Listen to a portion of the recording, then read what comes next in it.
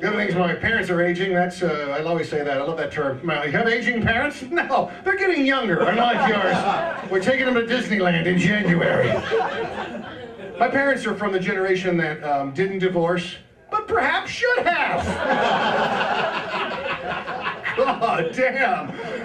They got married like when they were fetuses, for heaven's sake. You know, these people from the World War II generation, and they've hated each other since Taft was in office. And don't check the history on that, because it doesn't work. But Taft is a funny word. He was a large president who was humorous. Yeah, my parents, they've been arguing. Oh my God, they argue constantly. Your parents like that? Their arguments go from like 0 to creepy in 3 exchanges. They're the Hemingways of argumentation. No wasted sentences or words. It's just every conversation in their house. Grace, where's the remote control? Right in front of you. I didn't see it, is there?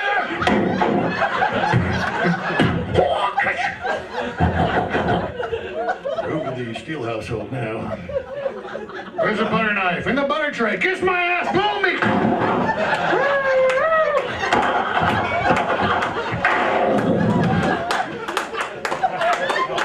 Every minute of every day. Every minute of every day. Argue about everything. Where's the clock? On the wall. Fuck off!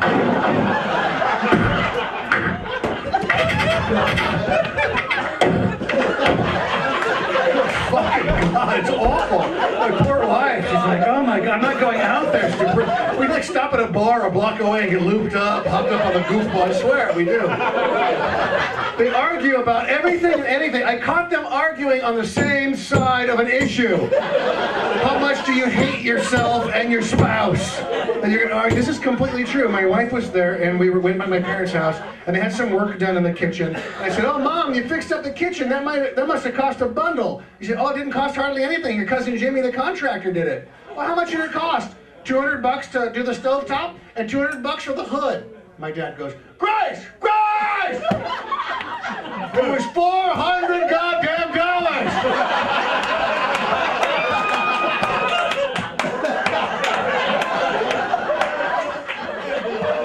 He holds that stare for like a week. Goes to Rayleigh's, meets his friends, goes to Taco Bell, comes home 4 hours later. Creepy. Taco Bell, yeah, my parents. My dad's had 3 strokes and he's still alive. He doesn't understand. California, what? 3 strokes, you're out. He doesn't understand. I swear to God, my dad has strokes and he can't wait to eat shit the minute he gets out. I swear to God. They did an MRI after his 2nd stroke. They did an MRI, very important, just supplies blood to the brain, that's all, really. And they did an MRI. You know what they found? Right here behind his ear, on his right ear, right about an inch below, a chalupa lodged right there. Yes, right in there. It banged into the Cheerios and hooked off the Oreo and then smacked into the Whopper, or it would have gotten through.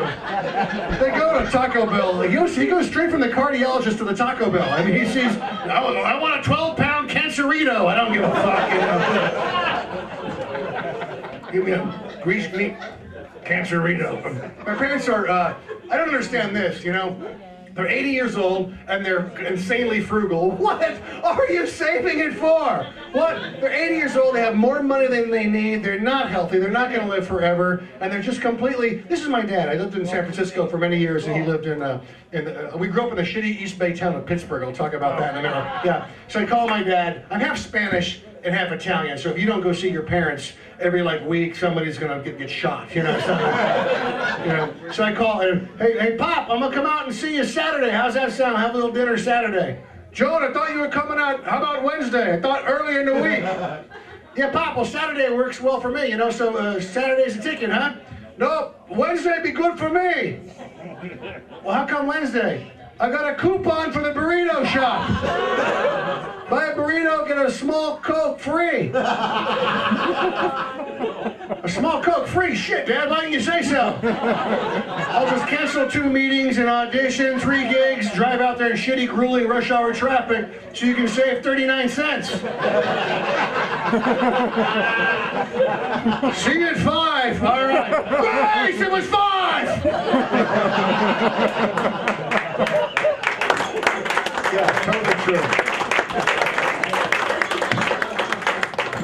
thank you for coming out to the Moe Show. This is beautiful. I grew up in Pittsburgh. Have you been to Pittsburgh on purpose? You wouldn't get a crowd like this. It's not a town that supports the arts in any way. The only way in Pittsburgh that you get a crowd for an artistic or theatrical venue of any kind is if you can get the Oakland Raiders to perform the musical Cats at Walmart. Then you'd have every one of their fucking dreams in a nutshell right there. Half off coupons and prescriptions included. And you have it. But yeah, Pittsburgh, have you been? It's a horrific, awful. Many years ago, I went to visit my folks and we wanted to rent a movie for them. And so we said, we'll go to the local video rental store. And all they have out there is like the Lackluster Video or one of those, you know. So we went to get the video and there was a foreign film section in Pittsburgh at the Blockbuster Video. And it was hilarious because there was a sign taped above the, you know, not just the regular sign, but like a handmade orange foam board sign, hastily written and duct taped by the manager. And this is what it read. Are you ready? I have a witness. Are you ready? These films are in foreign languages with English subtitles. No, you will not get your money back. Yes. There had to be enough call for money back that they paid a sign, don't you think? One guy comes in, you don't make a sign. 25 people come in, I'm making a fucking sign. I ran this movie and there ain't no screwing or shooting, just a bunch of gook talking writing at the bottom. If I was the kind of fellow who read, I wouldn't be living in Pittsburgh in the first place, now would I? Figure it out, boy. There's irony there. Or its neighboring town, Antioch. I worked in Antioch recently, didn't do too well in Antioch, but maybe I should have opened with Antioch's new motto, buy one house, get one free. How much time? What's that? It's 4 in the morning. We gotta go. Mo, where's Mo? How much time am I doing, Mo? You ready to take a break? As long as you want, John. No, man. Huh? As long as you want. 2 more minutes and then we chat. Thank God the karaoke king went home. He didn't have to see this. He's a true entertainer. What do you want to hear, Mo? Any of the classics, if I can remember them? Yeah, talk about Sinatra. Oh my God, Sinatra! Oh, that's pizza. Oh, that's my. What was it? Oh my God, that's right. God, that's the problem with getting older. You forget the bits. Yeah, that's Sinatra. Well, that ended a big bit about fast food and the Pope and growing up Catholic. I was raised Catholic. I lost my virginity when I was 15. I would have lost it when I was 12, but I wasn't an altar boy. So I wanted to travel when I was a kid, right? Did you want to travel? I didn't know. I didn't have the money. Little did I know I should have become a priest, right? You become a priest, right? They put you in a parish in Seattle. You go to the museum. You see the ballpark. You fondle a toddler. They move you to Cleveland. You go to Cleveland. You go to the ball. Where'd I lose you? The Pope, yeah. I follow the Pope around because he's kind of a, you know, I have arguments with my strict Catholic friends that he's a religious figure. He's a political figure, in my opinion. So the Pope goes to these third world places like India and Africa and Vallejo, and you know what he does?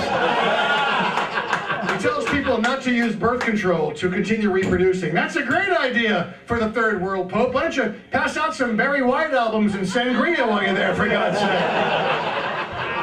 Leave a Frank Sinatra box set. There you go, right?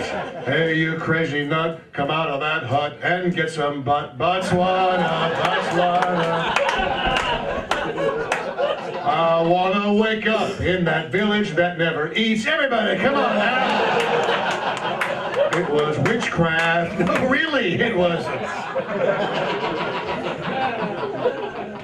I read a biography, this is what Moe's getting at. I read a biography of Sinatra after he died, and I found out that he tried to paint for a few years in the 60s. When the Rat Pack was Squaresville and the English invasion came in, the Beatles, they tried to get hip. Remember that period? And so Frank painted, you know, God bless you. It's great to just get inside yourself and find your artistic you in there and whatnot, but Frank Sinatra, a New Jersey Goomba thug, womanizing booze hound rat packer? I would love to have gone to a showing of Frank's work. All right, shut up. Here's my fucking pictures.